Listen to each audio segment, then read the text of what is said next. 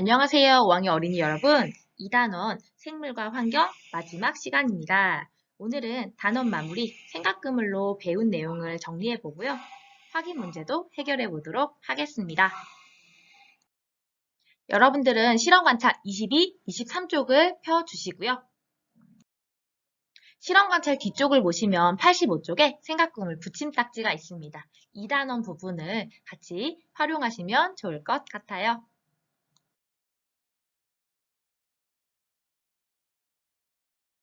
2단원 첫 시간에 우리는 생태계란 무엇인지 학습을 했었습니다. 생태계는 어떤 장소에서 서로 영향을 주고받는 생물 요소와 비생물 요소를 생태계라고 했었는데요. 이 생물 요소는 양분을 얻는 방법에 따라서 크게 세 가지, 생산자, 소비자, 분해자로 우리가 분류할 수 있었습니다.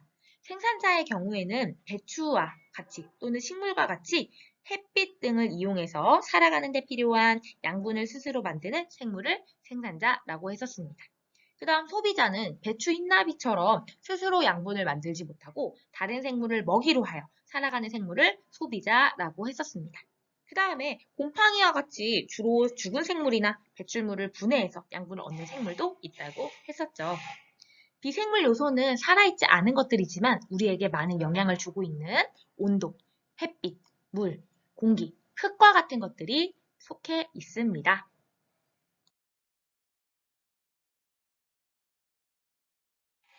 두 번째로 우리는 생물의 먹이 관계에 대해서도 학습을 했었습니다. 생물의 먹이 관계는 크게 두 가지 방식이 있는데요. 바로 먹이 사슬과 먹이 그물이 있었습니다. 먹이 사슬은 메뚜기가 벼를 먹고 또 그 메뚜기를 개구리가 먹는 방식으로 생물의 먹이 관계가 마치 사슬처럼 연결되어 있는 것을 말합니다. 반면에 먹이 그물은 조금 더 복잡한 형태를 띠고 있죠. 그래서 여러 개의 먹이 사슬이 얽혀서 그물처럼 연결되어 있는 것을 먹이 그물이라고 이야기했었습니다. 그런데 이 두 가지 방식 중에 훨씬 더 생물한테 유리한 방식의 먹이 관계는 바로 먹이 그물이었습니다. 먹이 그물의 형태가 여러 생물이 살아가기에 훨씬 더 유리한데 그 이유는 생물이 먹고 먹히는 관계가 여러 방향이기 때문에 먹이를 다양하게 먹을 수 있어서 훨씬 더 유리하다고 했었습니다.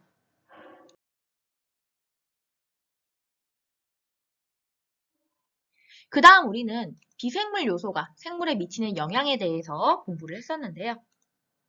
먼저 온도의 경우에는 동물의 털갈이, 철새 이동 등에 영향을 주고 식물의 잎에 단풍이 들고 낙엽이 지는 대로 영향을 준다는 사실을 배웠습니다. 다음 햇빛 역시 우리가 실험을 통해서 확인을 했었는데요. 일단 식물이 양분을 만드는 데 꼭 필요하고 콩나물 실험을 통해 확인한 결과 햇빛을 받은 콩나물은 떡잎의 색깔이 초록색이 되었고 햇빛을 받지 못한 콩나물의 떡잎은 여전히 노란색인 것을 확인할 수 있었습니다. 마찬가지로 이 물은 생물이 생명을 유지하는 데 반드시 필요한 요소이고요. 물을 준 콩나물을 길쭉하게 자라는 반면에 물을 주지 않은 콩나물은 시들어 있는 모습까지 우리는 관찰할 수 있었습니다.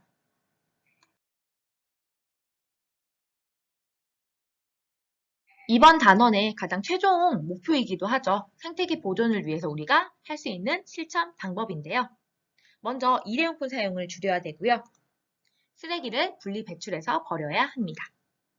그리고 가까운 거리는 걷거나 자전거를 이용하는 방법이 좋고 환경 보존을 위해 나무를 심는 것도 좋습니다. 여러분들이 생각한 다양한 방법이 있다면 조금 더 적어보셔도 좋을 것 같아요. 이제 실험 관찰 24, 25쪽으로 넘어가서 단원 마무리 확인 문제를 해결해 보도록 하겠습니다. 1번입니다. 다음 괄호 안에 알맞은 말을 써 넣어 보겠습니다. 생태계란 어떤 장소에서 서로 영향을 주고받는 무슨 요소와 무슨 요소를 뜻한다고 했죠.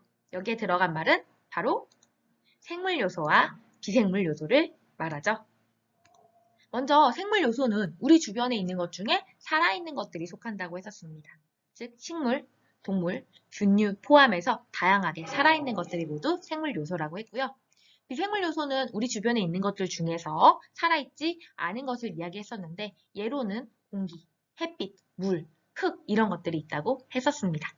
그래서 생태계는 결국 어떤 장소에서 서로 영향을 주고받는 생물 요소와 비생물 요소를 모두 포함하는 말이라고 할 수 있습니다. 2번. 다음 괄호 안에 알맞은 말을 보기에서 골라 써 넣어 보겠습니다. 1번입니다. 죽은 생물이나 배출물을 분해해서 양분을 얻는 생물을 우리는 분해자라고 했었죠.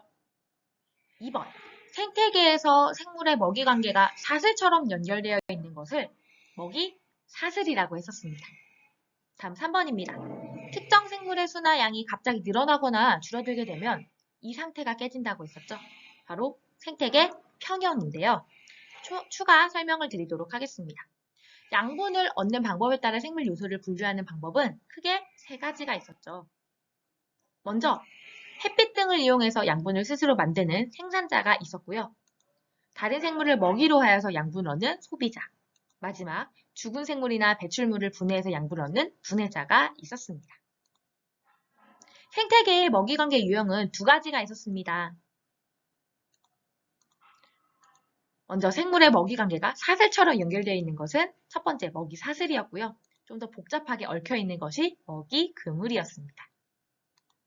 마지막으로 생태계 평형에 대해서 정리를 해보자면 어떤 지역에 살고 있는 생물의 종류와 수 또는 양이 균형을 이루어서 안정된 상태, 즉 생태 피라미드 형태로 유지되는 것이 바로 생태계 평형이었는데요. 특정 생물의 수나 양이 갑자기 늘어나거나 줄어들게 되면 이 평형이 깨지게 되는데 여기에는 가뭄, 홍수, 태풍, 지진, 산불과 같은 자연적인 요인뿐만 아니라 댐, 도로, 건물 건설과 같은 인위적인 요인도 있다는 것 기억해 주시길 바랍니다. 3번입니다. 다음은 자른 페트병의 입구 부분을 거꾸로 하여 칼질면을 깔고 콩나물을 담은 뒤 9일이 지난 모습을 관찰한 내용입니다. 이 콩나물이 자란 조건을 찾아 선으로 연결해 보도록 하겠습니다.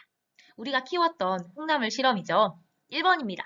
떡잎이 노란색이고 떡잎 사이로 노란색 본잎이 나왔다. 떡잎 아래 몸통은 곧고 위로 길게 자랐다. 우리가 물을 주지 않았을 때 노란색을 그대로 유지했었는데 이 중에서도 좀 더 자랐던 것은 어두운 상자로 덮으면서 물을 주었던 콩나물이었었죠. 1번은 디귿과 연결을 하는 것이 맞습니다. 2번입니다. 떡잎이 연한 초록색으로 변했고 떡잎 아래 몸통이 가늘고 시들었다. 일단 떡잎이 초록색으로 변했으니까 햇빛이 잘 드는 곳에 두었는데 가늘어지고 시들었다는 걸 봐서는 물을 주지 않은 것입니다. 그렇다면 2번은 니은으로 연결이 되어야겠지요. 비생물 요소가 생물에 미치는 영향 다시 한번 정리해 보도록 하겠습니다. 햇빛, 물은 식물의 양분 생성과 생명 유지를 위해 반드시 필요한 요소죠. 그리고 온도는 식물의 생장 환경 조성에 영향을 주는 요인이라 할 수 있습니다. 우리가 먹는 콩나물은 떡잎이 노란색이면서 또 떡잎 아래 몸통은 곧고 길쭉한 것으로 보았을 때 햇빛은 받지 못하게 하고 물은 주는 조건에서 키운 것임을 알 수 있습니다. 4번입니다.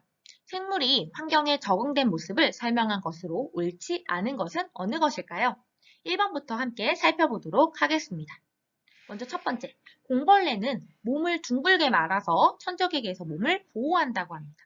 자신의 몸을 보호하는 것도 환경에 적응된 모습이라 할 수 있죠. 2번, 다람쥐는 춥고 먹을 것이 부족한 겨울이 되면 겨울잠을 잔다고 합니다. 이것 역시 환경에 적응을 했기 때문에 겨울에는 활동을 좀 더 적게 하는 것이겠죠. 이것도 마찬가지로 적응이 된 모습이라고 할 수 있겠습니다. 3번, 대벌레는 나뭇가지와 비슷한 모습이어서 적에게 쉽게 잡아먹힌다고 하네요. 나뭇가지와 비슷하면 오히려 나무로 착각하지 않을까요? 그럼 잡아먹히지 않아야겠죠. 3번이 잘못된 설명인 것 같습니다. 그럼 4, 5번도 마저 보도록 할게요. 제비는 따뜻하고 먹이가 많은 장소를 찾아서 수천 킬로미터 이상을 이동하며 살아간다고 합니다. 철새의 이동, 환경에 적응된 모습이라고 했었죠. 마지막 5번입니다. 북극 여우는 하얀색 털이 있어서 얼음과 눈이 많은 지역에서 눈에 띄지 않고 먹잇감을 쉽게 접근할 수 있다고 했었는데 우리 여우 가족 기억나시죠? 그럼 정답은 3번이 되겠습니다. 그러면 다양한 환경에서 적응된 생물의 특징 다시 한번 정리해 보도록 할 건데요. 적응이라는 말이 과학에서는 조금 다르게 설명된다고 했었죠. 생물은 각 서식지, 환경에서 살아남기에 유리한 특징을 지녀야 자손을 남길 수 있어서 특정한 서식지에서 오랜 기간에 걸쳐 살아남기에 유리한 특징이 자손에게 전달되는 것을 적응이라고 했었습니다. 그래서 대벌레는 가늘고 길쭉한 생김새를 통해서 나뭇가지가 많은 주변 환경에서 포식자들로부터 몸을 숨기기 유리한 방식으로 환경에 적응이 되었다고 할 수 있습니다. 5번입니다. 환경오염이 생물에 미치는 영향으로 옳지 않은 것은 어느 것일까요? 1번. 강물이 오염돼서 많은 물고기가 죽는 사고들이 많이 발생하죠. 2번. 자동차의 배기가스 때문에 식물이 잘 자란다. 오히려 배기가스 때문에 식물이 잘 자라지 못하고 잎이 썩는 일들이 많이 발생한다고 합니다. 2번은 잘못된 것 같네요. 3번. 유조선의 기름이 유출되어서 생물의 서식지가 파괴되었죠. 실제로 얼마 전에 이 모리셔스라는 나라에서 기름이 유출되는 일이 발생하면서 많은 그 해양 생물들이 죽거나 또는 그 환경이 파괴되는 모습도 볼 수가 있었습니다. 4번. 황사, 미세먼지 때문에 사람들이 질병에 많이 걸렸죠. 우리나라도 봄철뿐만 아니라 요새는 사시사철 이 미세먼지, 황사 때문에 많은 사람들이 힘들게 고통을 받고 있습니다. 쓰레기 매립으로 악취가 나는 일도 사람들의 생활 환경이 나빠지는데 많은 원인이라고 할 수 있겠습니다. 정답은 2번이 되겠죠.